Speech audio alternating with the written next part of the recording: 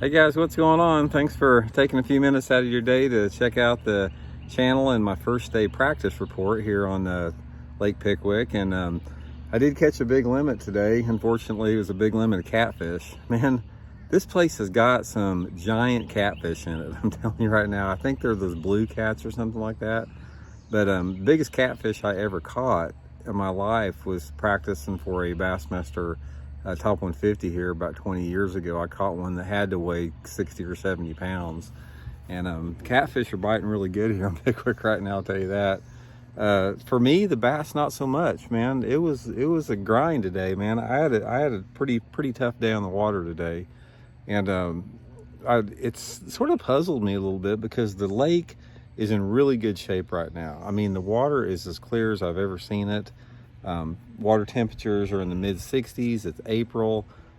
There's no doubt in my mind these fish are biting somewhere. I mean, it just, you know, that's the whole thing about practice. You know, it's it's a matter of elimination. And for me, what I did today is I basically spent most all of my day trying to find some pre-spawn or some post-spawn fish. I fished out off the bank all day long. There's a lot of grass in Pickwick right now. There's more grass in the lake than I've ever seen in my life. And I have no doubt there's going to be some good ones caught out of it. It's just, there's too much of it, and it's in too good a shape, and the river's in too good a shape. And I caught a few, but, you know, nothing that, you know, really excited me. I mean, I was really disappointed that, you know, the fishing wasn't really good.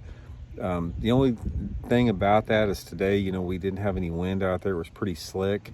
I was trying to cover water with some moving baits out there, and, you know, maybe if I'd have slowed down, you know, with a jig or some type of a Texas rig, you know, I'd have got some bites. But it's so difficult to do that when you're fishing those giant bass flats. And also, like I talked about in some of my earlier videos, you have to practice these tournaments for the conditions of the tournament. And the forecast for the first and second day of the tournament, they're calling for clouds and rain here. So I know under those conditions, you know, it's going to be a move and bait deal if you do get on those fish like that. So I'm going to keep, it looks so good, even though I didn't get very many bites, it looks so good that I'm going to keep looking at that type of water a little bit more in the day and a half that I got here. But tomorrow I'm sort of gonna flip ends of the lake. I'm gonna move shallow. I'm gonna spend at least half a day, you know, fishing really shallow and seeing if I can, you know, get a few, you know, quality bites doing that. I had a couple areas right at the end of the day that I checked out, some shallow areas that I wanted to look at. A lot of boats and fishing in that particular area. So wasn't real excited about that. I did catch one decent keeper in there, but not enough for me to make me want to go back in there.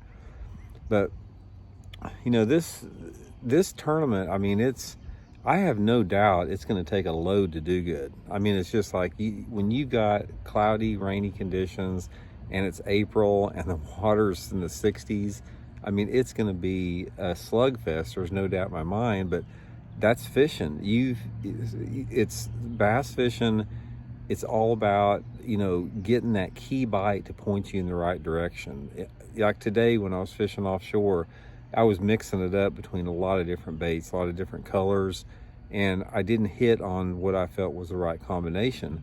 Somebody else may have been fishing out there and they may hit just on the right little color variation, the right retrieve, you know, something like that, the right little stretch. So it's you know, it's just, there's a fine line between having a bad day of practice and a really good day of practice. And I'll take a bad day of practice any day and do good in the tournament, vice versa. So yeah, it's man, it's sort of one of those days you guys probably had it sort of scratching your head a little bit. I really thought, like I said, it would be easier to get more bites than what I got. I mean, I just, you know, from that standpoint, I'm going to sort of go back to the drawing board tonight and, you know, sort of reformulate the plan for tomorrow. A lot of it, you know, where I want to fish tomorrow, I'm not sure what the water clarity is going to be, so I'm going to get some stuff rigged up for shallow water and may have to make some adjustments on that. But, you know, that's what practice is all about. Practice is about experimentation, you know, figuring stuff out, trial and error, and, you know, nothing counts until the first day of the tournament. But you know, most of the people that I see in this tournament, I haven't seen. Everybody's spread out pretty good here. That's one thing that I've noticed about this particular practice the first day, is I've never seen the boats so spread out like they are here. Most of the time everybody's wadded up in the same areas, and they're not here, you know, which tells me there's not a lot of fish, you know, out on those offshore breaks yet. And the thing about Pickwick is these fish at Pickwick, they move offshore really quick. They're, you know, and a lot of the TVA lakes do. Chickamauga, you know, Gunnersville, some of those places, they'll get out off the bank a lot sooner than what people think. So I have no doubt there's some post-spawn areas out there to be found if you can just key in on them. But Pickwick is one of those lakes where, you know, it's a big, it's a really an advantage to be a local here. When you've got a system like this that has a lot of offshore cover, a lot of offshore areas, that always tends to be a big local, you know, advantage. And for somebody like me to come into this tournament and to do well or to win this tournament, I either have to figure out some type of a shallow water deal going and hope the offshore bites slow, or I've got to figure out some little trick offshore to catch them that a lot of the locals haven't. So anyway, that's today's report. Sort of glad it wasn't a tournament day today. That's the satisfying thing about tournaments, guys. It's like if you go out and have a bad practice, it's just like it can only go uphill in the tournament. And to me, one of the most satisfying things is having a bad practice and then having a really good tournament after it. Not that it's easy to do that, because, you know, we all want to go out and have a great practice and get our confidence high and, you know, be all psyched for the tournament to start and have the fish to be exactly in the same place where we caught them in practice. But it doesn't very seldom work out like that. So anyway, just a summary here. This is how I think it's going to go down. I think there's going to be some type of a topwater bite here, shallow. I think there might be a sight bite still going on. I think there's going to be some fish caught in the offshore grouse, and I think there's going to be a lot of junk fishing. I think there's going to be a lot of guys pulling up and hitting a short stretch of bluff bank, hitting a few docks, hitting a few laydowns, hitting a few gravelly points. Just a lot of just junk fishing going on here. But I should have it a little bit more dialed in tomorrow. Like I said, at least I'll have a sampling of a couple different areas of the lake.